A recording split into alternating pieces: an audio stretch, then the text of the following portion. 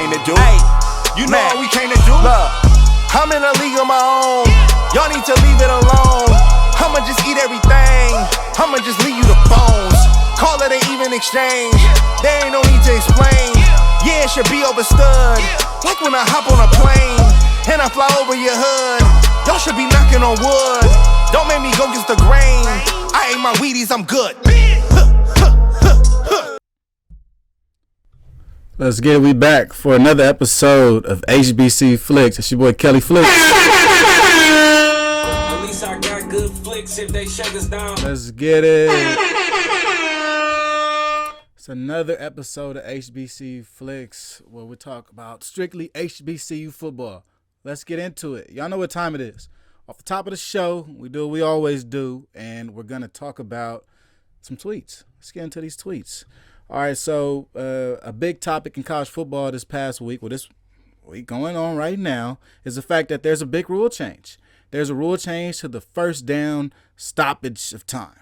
All right, now after a first down in college football, the clock will not stop. The clock will continue. This will look more like the NFL. This will be super smooth, no more stops. All right, so ONG Strike Zone had a question about this. And he said the clock management is going to be real interesting at the end of the second and fourth quarter. And now TV games won't be 4 hours long. Good or bad for college football? Let me be the first person to tell you, this is bad for college football. This is bad. Nobody asked for this. Nobody complained about the time games were taking. Because in fact, college football games only take 17 minutes longer than NFL games. There's not a big difference. Now, this particular rule is supposed to trim off up to 15 minutes of the game and change into a faster, more up-tempo style game. This is nothing that the fans asked for. The NCAA has done this before where they change things that nobody asked to be fixed.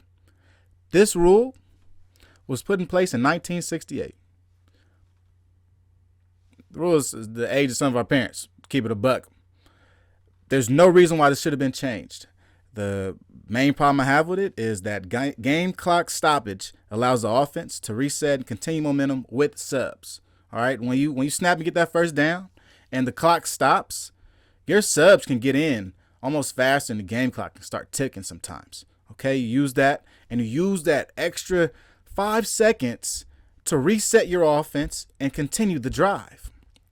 Instead, now we'll see less offensive substitutions to maintain tempo. There'll be less packages. We'll see less guys flying in and out after a first down. That won't happen because when the offense sends in a substitution, they have to allow time for the defense to bring in a substitution. So why would I allow the defense to change their package if we're rolling and we just got a first down? So no, we're not going to sub.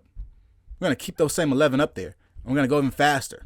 We're going to see faster tempos in college football, but we're also going to see sloppier 2-minute drills. We're going to see 2-minute drills that are very ineffective. We're going to see some guys look like they just wasted 5 minutes of our time. That's kind of what comes with this territory. This was a rule that appeases the casual sports fan, but it does not appease the college football fan. It does nothing for us. It does nothing for us. It does nothing for anybody even working at the game. The custodian doesn't get to leave earlier now. The game ends 15 minutes earlier. The announcer booths, they don't get to leave early now. They don't have to do less research on the game because only 15 minutes less now because the clock doesn't stop at the first downs. This changes nothing for anybody except media companies. This is, to me, television versus the fan. Because this rule was definitely put in place so that it could appease these new media deals within college football, within the Power Five, and it's massaging their media partners. This does nothing for the college football fan. We need some type of checks and balances going on to ensure that something like this doesn't happen. I know the Pac-12 decided to try to make their union around COVID and really get the different safety guidelines that they wanted on their campuses and have it uniform within the conference. Maybe we need the players to have a checks and balances system to allow different rules like this to not go through. Because the NCAA committee obviously has not touched grass in a very long time. So let's get into the playbook, man. What are we talking about today, Flicks? I hope we're not talking about these rules all day. We're not. we're going to talk about some more football like we always do. First, we're going to get into Howard's spring game, pretty big spring game. We didn't talk about any MEAC news on our last podcast. So this episode, we'll get into Howard's spring game and a quarterback that I really like. And then we'll get into Grambling State spring game. It happened this past weekend. It was a pretty good showing. HBCU League Pass put it out, and they did a decent job with it. It kept cutting out. Not sure why it was cutting out. It kept cutting out, but nonetheless, pretty good game. We'll get into that. We'll talk about Alabama State versus the transfer portal. Right now, Alabama State is down 7 to transfer portal. They're losing guys left and right. You just lost Ja'Cory Merritt. Earlier in the season, you lost Jeremiah Hickson to University of New Mexico. You lost Ogletree. We'll get into it. It's a lot of guys. And then next, we'll get into the top 5 HBCU quarterbacks. I got my top 5s coming back out. It's springtime. I got top 5s ready for y'all. And I got top 5 HBCU quarterbacks. And it includes one quarterback from the Division II ranks. Then lastly, we have our SIAC corner, as always. And we'll get into Morehouse. Morehouse, and they have a new regime at coach. Coach Gerard Wiltshire. His last stop was at Rice. He is a Morehouse graduate. Graduated from Morehouse in the 90s. And he's bringing a new regime. We got a chance to speak to Coach Wiltshire on Twitter Spaces this past Sunday on SIAC Media Talk. We got a chance to talk to Gerard Wiltshire, and in talking to Coach, we talked about scheduling, some future opponents and scheduling. We talked about how he looks at recruiting and how he looks at his schedule this year. Morehouse starts the season off with 7 road games. Went from Ohio to New York to Florida. And yeah, Morehouse is in Georgia. All right, it's in Atlanta. Just reminded y'all. So let's get into it. Let's get into Howard's spring game. Okay, so the real HU, Howard came out and they had a pretty good spring game. This was a high-scoring affair. The teams went back and forth. It ended in an interception, surprisingly. There were 65 plays. The team drew up 65 plays for them to run. The players executed as best they can. Now, one thing I will say is this. I think if Howard wants to take the next step in the MEAC, they were MEAC champions, co-champions last year. They ended the season 5-6. I think if we're trying to get above 500 this year, Howard needs to make a change at quarterback. I think it's time. I think Quentin Williams, we've seen his ceiling. And I don't think Quentin Williams can take Howard to the Celebration Bowl. I think your guy is Deshaun Scroggins, his backup. After watching the spring game, I'm pretty set on understanding that Deshaun Scroggins can make all the throws that Quentin Williams can make. Gets a little pass happy at times, gets real trigger happy. He might let it go one too many times like he did in the spring game, throw an interception, but that comes with experience. You only gain experience by being out there on that field. He hasn't had much of that experience while on his Howard team. Only played sparingly last year. Now, if you talk about somebody needs to get the ball to, we're talking about Casey Hawthorne. Casey Hawthorne is your guy if you're Howard. He is the wide receiver 1. He can get yak. He's undersized. First of all, he's an undersized guy. He's not like Antoine Murray. Antoine Murray was your X. This guy is more like your A-back or your Y. He may be able to play the Z, honestly. And he's going to be your go-to guy. He has great hands. Great feet. A lot of times during the spring game, whenever he caught the ball, he's gaining at least 10 to 11 yards. He's going to be the guy you go to when you need a first down. He's a guy you can rely on at receiver, and he's also a game changer. He's a game changer. Whenever he gets the ball in his hands, you have to be careful around him. He's your wide receiver 1. Great yak, runs through contact, and also runs a lot of routes out of the backfield. That's a guy you want. You could put him anywhere. Then going from Deshaun Scroggins, let's talk about a little bit their DB core. The Howard defensive back core looks pretty good. Through and through, this is a pretty good defensive back core. Kenny Gallup returns as safety at Howard, and he's a menace. He's a straight menace out there in the outfield. He comes down, he will lay the hammer, and he also has pretty good hands. He attacks the ball in the air.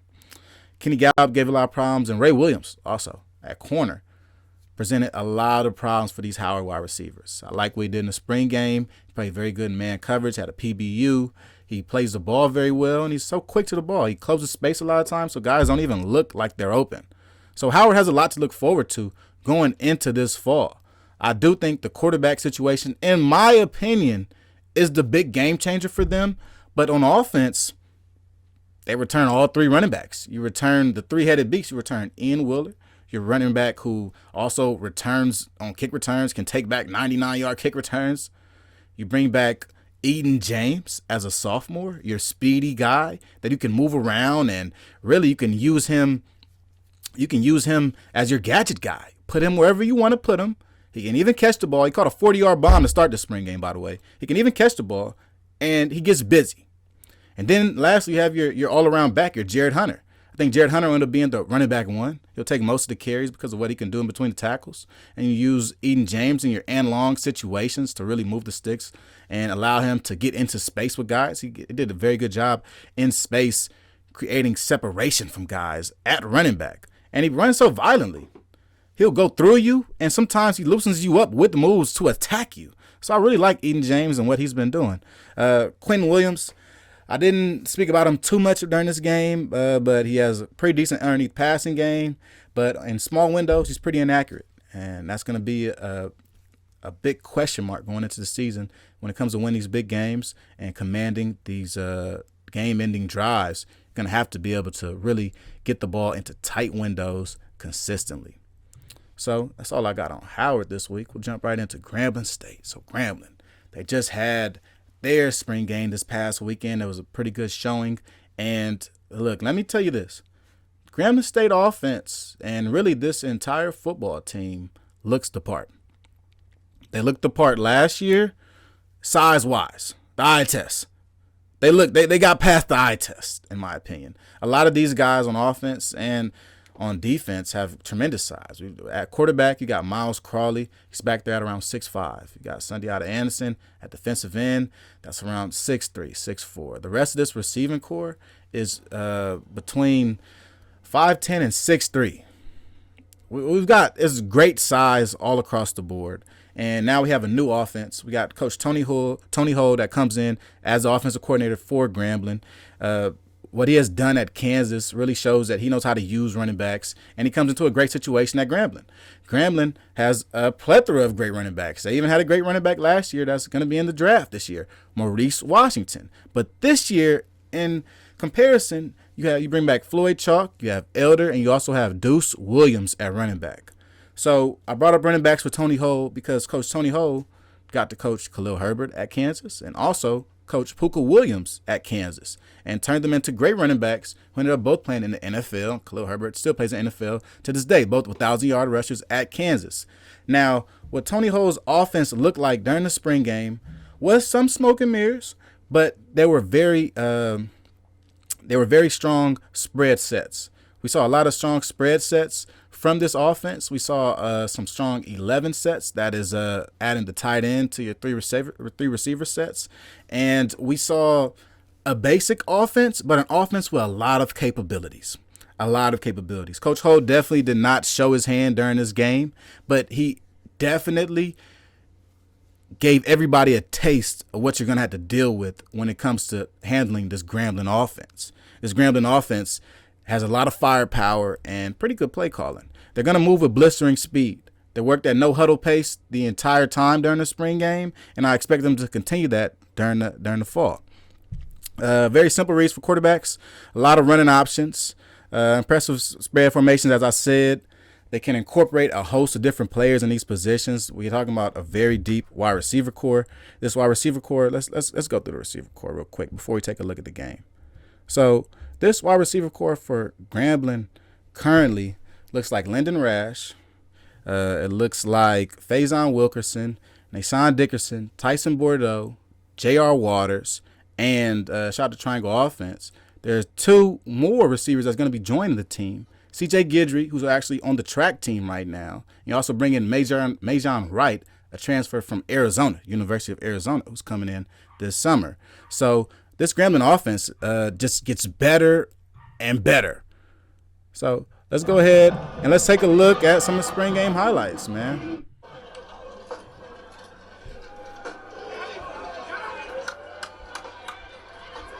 Opening the game, Miles Crawley took shot deep to Lyndon Rash. Ended up scoring a touchdown down here. Passing Nason Dickerson. You want to talk about a guy who excites? Miles Crawley. Miles Crawley is definitely a guy to watch out for. Here's Julian Calvez on the opposite side. Takes another bomb. Throws a bomb to Tyson Bordeaux. then later gets picked off. So Grambling really showed some offensive, some powerhouse ability throughout this spring game. And the Miles Crowley versus Julian Calvez show lasted throughout a lot of the game. Quintarius Hawkins switched off with Miles Crowley at times and played decent. He ended up throwing an interception later in the game. But Miles Crowley and Julian Calvez are really the two guys here, okay? They both have similar size. You can kind of see what the coaches are looking for from a quarterback. They're looking for a pro-size quarterback at Grambling.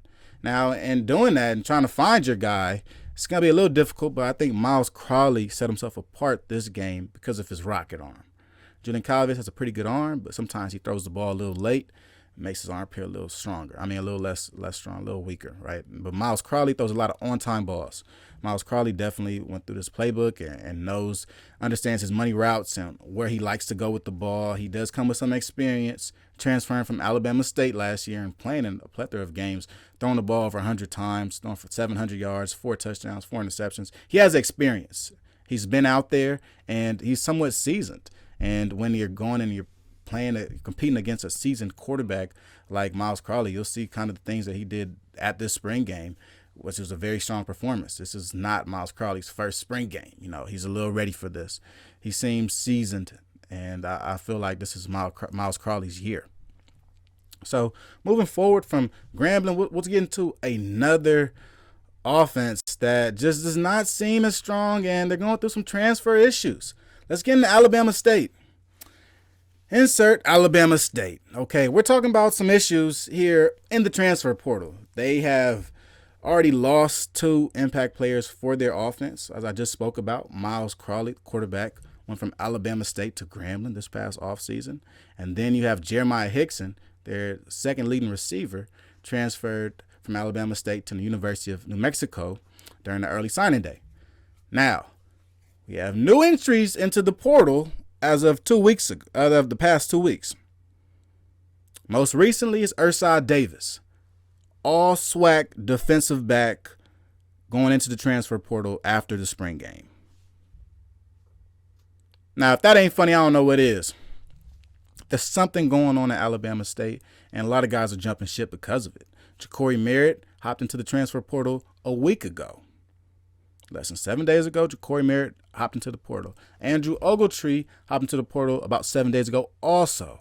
Andrew Ogletree is a defensive end for Alabama State who contribute to this defensive line and really the defensive powerhouse that Alabama State was last year, having 8 TFLs, accounting for 4.5 sacks, 34 tackles, 2 forced fumbles. I mentioned Ja'Cory Merritt's name. He was the leading rusher last year for Alabama State. 120 carries, 526 yards, 4 touchdowns. I mentioned Ersad Davis being a key fixture in their defensive backcourt. Another guy that left for graduation was Keenan Isaac. I got a chance to catch up with him at the NFLPA Bowl this year, but he also leads his defense. So the offense and the defense are losing a lot of vital parts. A lot of vital parts. If you think about the guys who graduated this year, Alabama State graduated all 3 of their top running backs last year. The Earth, Wind, and Fire set, Santo Dunn, Juwan Howell, and Ja'Cory Merritt will all not be on the team next year. Entire backfield's gone. Brandon Gaddy on the defensive line and Nelson Jordan also leave in graduation, along with Andrew Ogletree, which makes their defensive line almost bare at this point. So this is a very different looking Alabama State team that we'll see this year compared to last year. And they're losing a lot of talent. A lot of talent. You still have a couple guys on offense. LaVisca and Keshawn Johnson is still there. But you're missing a lot of pieces. I think this really kind of falls on the coaching. And these are some guys, you could have used all of these pieces this year. Keep it real. You could have used every one of these players this year. And do not be surprised if any of these guys end up in the SWAC or the MEAC. Big problems for Alabama State. I think offensively, they've got to go find a new offensive coordinator. After watching their spring game this past weekend, I was very unimpressed by what I saw. Not only by the media. I mean, we didn't get a scoreboard or even announcers. It was like watching game film. But aside from that, watching the football game, no.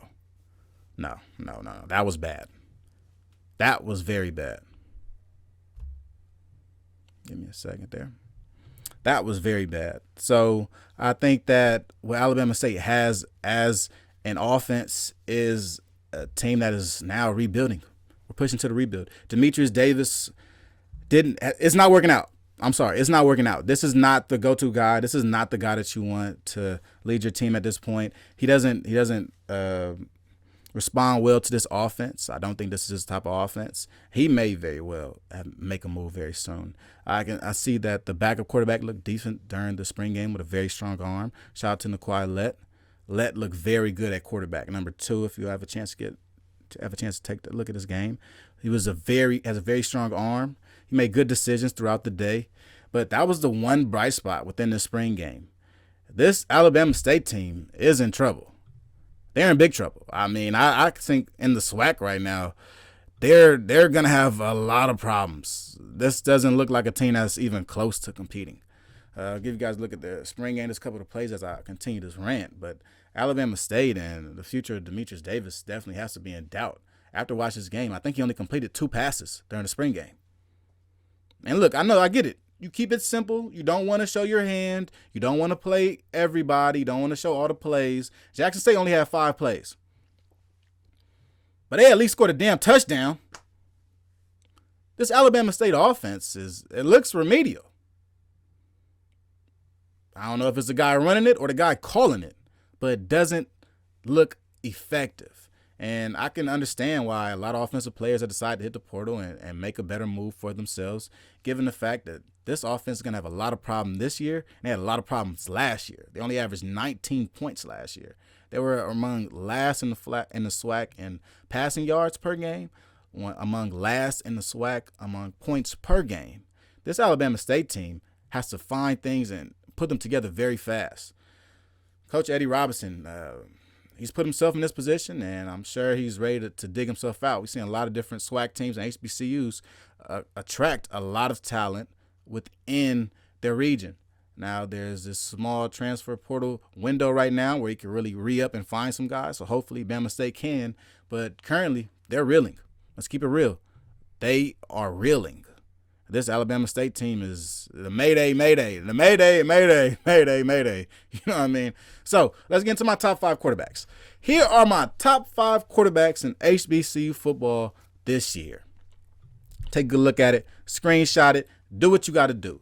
But this top 5 list here, these are the best passers in HBCU football heading into the fall. These guys are exceptional.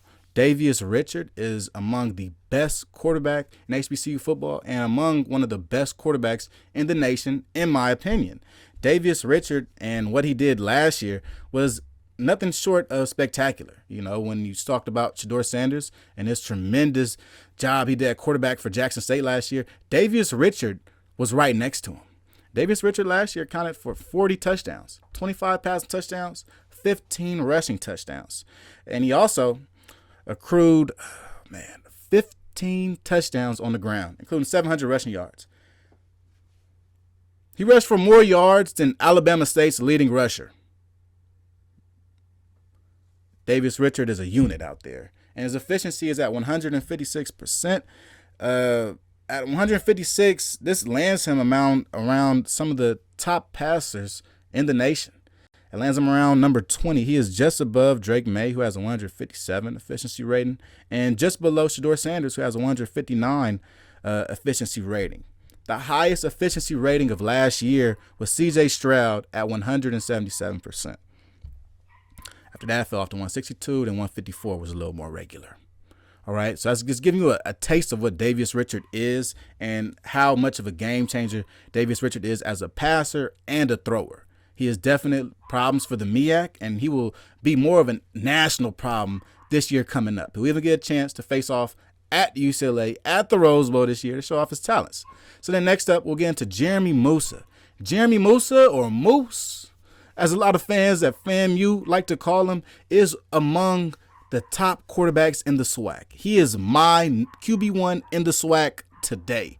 He is the most pure passer of all of the returners coming back from the SWAC. And quite honestly, he has some of the best builds of all the quarterbacks in the SWAC. So there are 3 SWAC quarterbacks on this list, and what Jeremy Musa did last year was nothing short of spectacular for a transfer, the graduate transfer. Came in and threw 25 touchdowns, threw for on 57% completion, which wasn't terrible. I would like for that to improve this upcoming year, and I checked that out into the spring game. He looks a little bit better at it, and he threw for 2,700 yards on 128% efficiency. Not very bad at all. Lots of room for improvement for Jeremy Musa. I think at his size and really who he has coaching him, Coach Willie Simmons, I think that he will definitely make those steps and make those improvements. He won't have just one guy to go to this year like he did last year with Xavier Smith. And hopefully he progresses and develops in reading more of the defense. Now, third, we have our Division II guy from Fort Valley State, Kelvin Durham. Kelvin Durham is that guy. Kelvin Durham is that guy. I mentioned to you how Davius Richard efficiency was 156. Kelvin Durham's efficiency is 148. He's right around there. Only playing around 11 games this year. He threw for 1,900 yards, 19 touchdowns total, and threw for 61% completion percentage. At 61% completion percentage, he was one of the most efficient passers in the SIAC last year. He's the guy. He's among my top 5 quarterbacks because of his playmaking abilities. Also thrown for 5 touchdowns in a single game last year. And he also was the quarterback of a team that had running backs that had 2 1,000-yard rushers. At Kelvin Durham's size, he looks to be a great quarterback this upcoming season. I look for him to take a lot of big strides forward, and he is the best quarterback in the SIAC by far. Next up, we got Andrew Body. Andrew Body has been a fan favorite for a lot of different fans within the SWAC this past couple of years, and he has somewhat underachieved. He's played under a system that I don't think fits him the best, but he still has played pretty well in certain games. He's had performances that have led me to believe that he still has that dog in him, right? So at last year, he only threw for 15 touchdowns total.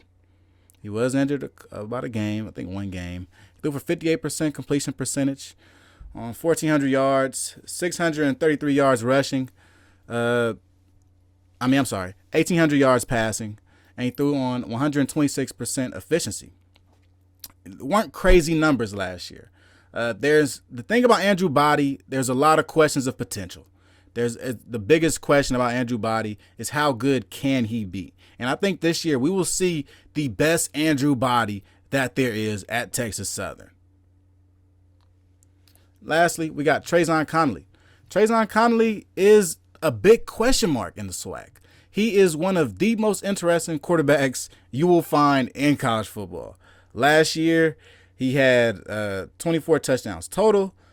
13 of his touchdowns were rushing touchdowns. He threw for 58%, but only 1,400 passing yards, and he had 663 rushing yards. There were games in which he threw for around 5 for 9, 4 touchdowns on 125 yards. He does things a little bit different for this Prairie View A&M offense, but I think he is just a byfactor of the Prairie View A&M offense, which is a run-heavy scheme, and it is mostly based around strong zone principles. Now, the quarterback has to keep the ball and, really show that to keep the defense honest. But in Trayzon Connolly's, in his situation, I'm looking for him to make more steps forward in development as a passer. I think this year, more teams playing Prairie View A&M understand what they are now under new coach Bub McDowell. And they are a ground and pound team out of the shotgun, and they're going to pack the box. I'd like to see Trayzon Connolly make reads. He has a nice deep ball, but I'd like to see him make reads after the first receiver, the first option is not open. And I'd like to see how he goes about picking apart a defense and moving his team down the field with his arm. That's the biggest question going into the season for Trayzon Connolly, but he is in my top 5 because of his performance last year and his game-changing ability. There are other guys that could have made this list that are very close. Last year, Draylen Ellis made my list. He will not be on the list this year. He's a notable, and Quentin Williams is also a notable on this list this year. He won't make the finals. So, lastly, after our top 5 quarterback competition, oh man, as I struggle fighting with my dog Mars, we'll talk about Morehouse. Morehouse is one of the teams that has seemed to be on the cusp of greatness in HBCU football. They have the branding ability, the marketing ability. They're one of the most popular HBCUs, yet their football team is abysmal traditionally. They are abysmal. Coach Gerard Wiltshire was just hired from Rice University as Morehouse's new head football coach. This now marks a new era at Morehouse for football. Now, I got a chance to speak to Coach Wiltshire along with the homies on Twitter Spaces this past week. And in speaking to Coach Gerard Wiltshire, we got to know a lot of what his team will look like. So when it comes to the transfer portal, he's going to be super picky about bringing guys in from the transfer portal. I know every coach says that, but Morehouse shows that. Okay? Morehouse doesn't touch anybody in the transfer portal unless they already coming for academics. And they like, oh, you can play football too? Yeah, come play football. So usually... No, but for real, Coach Gerard Wiltshire said that he wants to maintain his philosophies as a coach without other guys coming in as a cancer just because they may be a shiny name. So I see that as a coach that will take the transfer portal with a very small grain of salt. He said he'll only bring in around 6 to 8 transfer guys a year. He'll mainly be a coach that brings in 30 freshmen. 30 freshmen. And another problem at Morehouse in bringing in transfer guys is the fact that Morehouse doesn't have a graduate school. So whether their players graduate from undergrad and have to play in graduate school later, or they want to bring in a transfer portal guy that's a graduate student, they cannot do that. It's impossible for Morehouse. So in Morehouse, you want to get them young. In Morehouse and picking them up young, they're going to pick up more freshmen, and around 30 freshmen a year was a target that Coach Gerard Wiltshire said they would try to hit. Now, scheduling. Morehouse has one of the most difficult schedules in NCAA football this year coming up. Division I, Division II, I don't care. Your first 7 games being on the road is a problem. It is. Now, Coach Gerard Wiltshire can't help that. That was nothing that was completely under the last regime's control. They now will start the season off in Canton, playing in the Hall of Fame game against Virginia Union. Then they'll go to New York and play against Albany State down in MetLife Arena. So they have a very interesting schedule. But moving forward, I asked Coach Gerard Wiltshire if there were any teams they'd like to play regionally or locally that he really liked. And one team that he continued to speak about was Tuskegee, and they are on the schedule. They continue that classic. But another team was Hampton. He looked at Hampton University and thought about the history that they have against Morehouse and thinks that Hampton could be a very good opponent in the future. And I think that Hampton versus Morehouse game could be very interesting because Hampton has been very lowly in the CAA. They're looking for wins. I'm sure they'll pay a Division II team to play them to potentially get a win. If you keep it real, potentially get a win. But Morehouse and what Coach Gerard Wiltshire is building, I can see them, coming up and having a formidable team. Of the other scheduling issues, another issue that he kind of brought to the table, and something that I did think was pretty interesting, was that he thinks that the SIAC should adopt the PSAC, which is a Division II conference along the coast, should adopt their conference schedule. In the PSAC's conference schedule, they play 11 conference games. Of the 11 conference games, at the end of the season, there is no conference championship game. No conference championship game, guys. The conference championship game is made up of the 2 leaders in each division throughout the season. And at the end of the season, whoever the division leaders are for your 11th conference game, you will play each other regardless. You swap opponents. So in the SIAC, talking about last year, instead of possibly Tuskegee and Benedict playing one another, if they're at the end of the season, instead of playing the conference championship, at the end of Tuskegee's season, instead of playing Miles, they'd be playing Benedict. See what I mean? This is the type of change that Coach Gerard Wiltshire wants in the SIAC, or at least he suggested as a decent idea, and I think it could be a decent idea for the SIAC. The SIAC is changing. They have now switched out of divisions. They no longer have divisions. They only have a 1 through 13 scale. And now there are certain rivalries that will be kept as teams are not in divisions anymore. but teams are going to fall off other teams' schedule. The PSAC model may actually make sense because teams fall off the schedule anyway in the SIAC today and how things go today. So that was just about all I got this week for HBCU Flicks. I'm glad you guys got to tune in with me and tap in with me and really get into some more football like we always do. I always love getting into football with you guys. Thank you guys for tuning in with me. Every Friday, don't forget to tune in to Bet on Black, where we bet on only black coaches. And we have some of the best parlays on YouTube. Currently, our record has just moved up to 35-13. Actually, no, 35-12. Hold on, man. Where the horns at? My boy Juice ain't here. But Juice, I'm going to hold it down for us always. At least I got good flicks if they shake us down. All right, so don't forget to tune in with us on Fridays with Bet on Black. Every Monday, I'm dropping HBCU Flicks. Don't forget to tune in next week. We're going to give you plenty of clips. I'd like to still give some more top MEAC analysis for more spring games, so don't forget about that. We'll get into more. We'll talk about Delaware State coming up soon. We still got to talk about Alcorn and what their spring game was. Shout out to Tyler Macon. He's a guy. And we'll talk about more and more college football as the summer gets into it. So thank you guys for tuning in to me, and I'm out. Peace.